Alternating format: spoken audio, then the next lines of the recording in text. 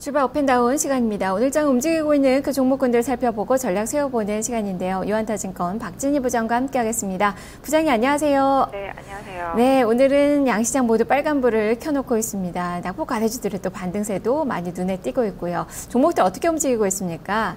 네, 말씀하신 대로 간밤에 미국 시장에서 에너지주의 반등에 따른 시장의 강세가 이어졌기 때문에 그 흐름 그대로 이어받는 모습 보실 수가 있겠습니다.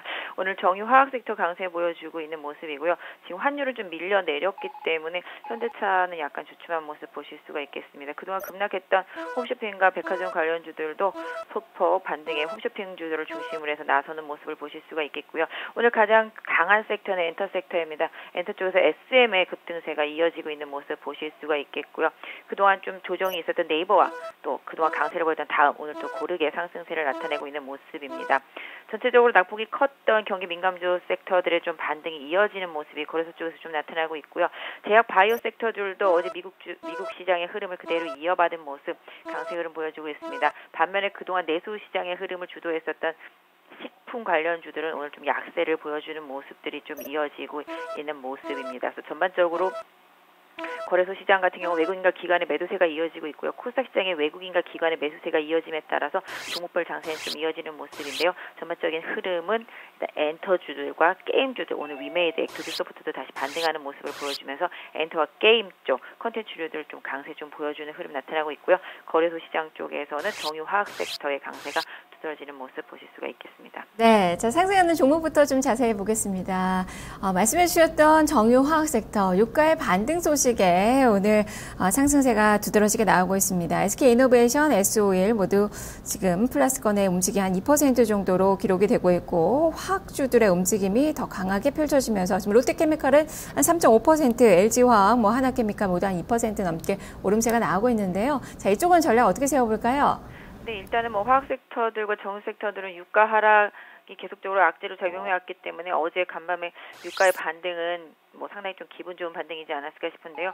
중국 시장에서의 좀 수입이 증가하고 있다라는 뉴스들이 좀 영향을 좀 많이 준 모습인데요. 아직까지는 좀 안심하기는 이릅니다. 화학주들 같은 경우 1, 2분기 실적이 상당히 좋았었습니다만 3, 4분기에 실적이 악화될 것으로 예상되고 있기 때문에 이런 예상을 바탕으로 한 수급에 좀 불안정한 부분들이 지금 현재 주가의 하락이라고 보시면 좋겠습니다. 유가의 상승과 하락이 일정 부분 연동되긴 하지만 3, 4분기 실적에 대한 우려감이 그대로 좀 주가에 반영이 되고 있다라고 보시는 게 좋을 것 같은데요.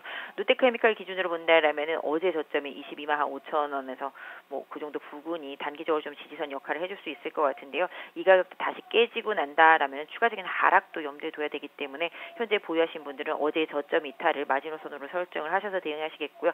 추가적인 반등이 나오더라도 25만 원대 강하게 돌파하는지 여부 좀 한 번 더 확인해 주실 필요가 있을 것 같고 LG화학 기준으로 본다라면 LG화학은 24만 원, 저점으로는 22만 원 정도를 마지노선으로 설정하셔서 대응하시는 전략이 좋을 것 같고요. SK이노베이션과 GS 같은 경우도 유가에 상당히 좀 연동하는 그런 모습이 나오고 있기 때문에 두 종목 모두 어제의 저점권을 마지노선으로 설정을 하셔서 보유하시는 분들은 좀 대응하셨으면 좋겠습니다. 네, 자 그리고 오늘 또 실적 호전주들의 움직임도 강하게 펼쳐지고 있다는 점 특징입니다. 지금 실리콘웍스도 한 6% 넘게 강한 움직임이 현재 나타나고 있는 그 구간이고요. SM도 이분 실적에 지금 엔터주들의 상승을 이끌고 있죠. 7% 육박하는 상승 움직임이 펼쳐지고 있습니다. 이쪽을 좀 점검해 주시죠. 네, 최근에 실적이 발표되면서 시비가 엇갈리는 모습들이 나타나고 있습니다. SM 같은 경우도 그동안 실적이 워낙 안 좋았었는데요. 실적에 대한 개선세부터 어제 오후장부터 강세로 이어지면서 오늘 좀 급반등으로 이어지는 모습 보실 수가 있겠고 실리콘웍스도 같은 개념이라고 보시면 되겠습니다. 전체적으로 지금 코스닥이라든지 중소형주들이 이제 실적 발표 이어지고 있기 때문에 실적에 따른 반등세가 주가에 영향을 강하게 주고 있는 모습인데요. 실리콘웍스로 본다라면은 그래도 실리콘웍스 37,000원 부근에 좀 강한 저항대 있다라는 점 돌파 여부까지는 좀 확인하셔야 될 것 같은데요. 일단은 지지선 드리자면 한 34,500원 정도 보유하신 분들은 좀 보시면 좋을 것 같고요. SN 같은 경우도 그동안 사실 개인적으로 좀 희망이 없다 생각했던 기업 중에 하나였었습니다. 워낙 주도적인 그룹들이 부각되는 게 좀 별로 없었고 엔화 약세도 계속적으로 좀 영향을 미쳤었고요. 최근에 좀 샤이니 다시 또 출격을 하면서 YG도 빅뱅 출격하면서 주가가 급등했듯이 일단 SM도 샤이니에서 좀 어느 정도 좀 영향받고 최근에 소녀시대도 다시 좀 돌아와서 활동을 열심히 해주고 있는 모습 보여주고 있는데요. 일단 SM도 4만 원의 저항대가 강합니다. 4만 원대 돌파해서 안착하는지 여부가 향후 주가에 영향을 가장 강력하게 미칠 것으로 보여지고 있는데요. 현재 보유하시는 분들은 일정 부분 3만 7천 원 부근 강력한 좀 지지선대로 활용을 하셔서 대응하시는 것이 좋겠습니다. 네. 자, 그리고 롯데그룹주들 한번 살펴보죠. 오늘 11시에 신동빈 롯데그룹 회장의 이 대국민 상가가 예정이 돼 있는데 어떻게 지배구조 뭐 개편 뭐 이런 부분들에 대해서 좀 이야기가 좀 나올 수 있을까요? 지금 기대감 상태에 좀 많이 반영이 되고 있는 것 같은데 어떻습니까? 드라마에서나 나올 것 같은 얘기들이 몇 번 펼쳐졌었는데요. 그럼에도 불구하고 롯데그룹주들 중에서는 가장 좋은 종목으로 지난번에 롯데칠성 같은 거 뽑아드렸었는데 오늘 강한 급등이 이어지고 있습니다. 롯데쇼핑도 일정 부분 좀 반등하고 있는 모습인데요. 롯데그룹 사태가 빨리 마무리가 되어야지만 다음 이제 면세점과 관련해서 다시 선정이 될 수 있기 때문에 이런 부분들에 대한 전반적인 시장에서의 우려감, 기대감 다 교차하는 모습인데요. 일단 롯데 사장단에서는 신동빈을 선임하고 있고 그런 부분들이 좀 전체적으로 그룹 내에서의 갈등이 좀 봉합되는 부분 쪽으로 좀 이어지지 않을까라는 개인적인 생각을 해봅니다.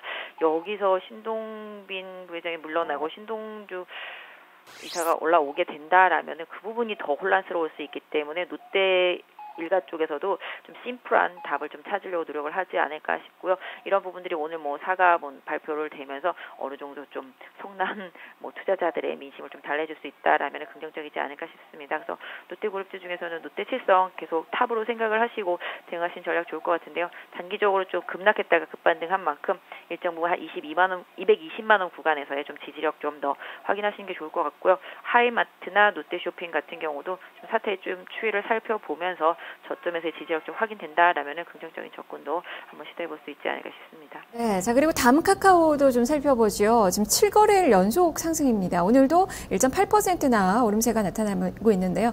이제 거의 전고점 가까이 좀 다다르고 있는 그 상황이에요. 이 부분을 이제 뛰어넘어야 되는데 좀 가능성 볼 수 있는 건가요? 다음 카카오도 꾸준히 호재성 쏟아내고 있는데 14만 원만 가면 이상하게 무너지고 있죠.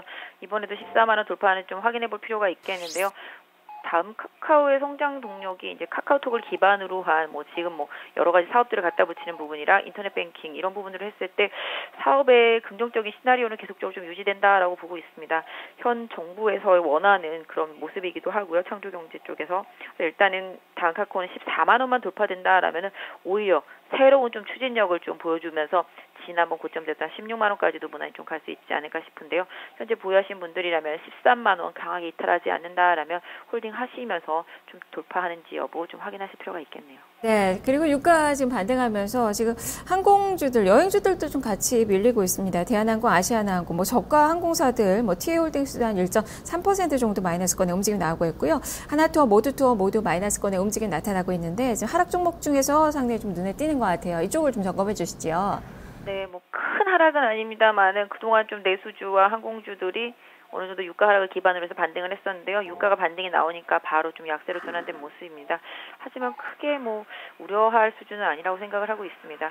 하나투어 같은 경우도 일단은 고점에서 좀 밀려 내려오면서 어제부터 좀 조정을 받고 있는 모습인데요. 추세상 일단 17만 원 정도에다가 지지선 설정해 놓고 하나투어는 좀 대응하시면 될 것 같고요. 아시아나 항공도 일단은 제가 봤을 때는 유가가 여기가 과연 바닥일까라는 생각을 한 번 더 해봐서 일단은 좀 바닥 확인 과정이 조금 더 유가는 필요하지 않을까. 아시아나 항공 자체만 놓고 본다라면 차트상으로 6,500원대 강하게 무너지지 않는다라면 오히려 홀딩과 보유의 관점과 저점 매수의 관점도 같이 좀 생각해 주시는 게 좋지 않을까 싶고요. 대한항공도 마찬가지라고 보겠습니다. 대한항공도 36,500원 정도 강하게 이탈하지 않는다면 오히려 좀 조정을 기회로 삼아보는 것도 답이 되지 않을까 싶습니다. 네, 자 그리고 코스닥 시장에서 그동안 잘 갔던 종목, 이 홈캐스트, CJ 프레시웨이 모두 한 2% 정도 오늘 쉬어가는 그 움직임입니다. 단순하게 좀 많이 올랐기 때문에 잠시 숨고르기로 좀 보면 되겠습니까?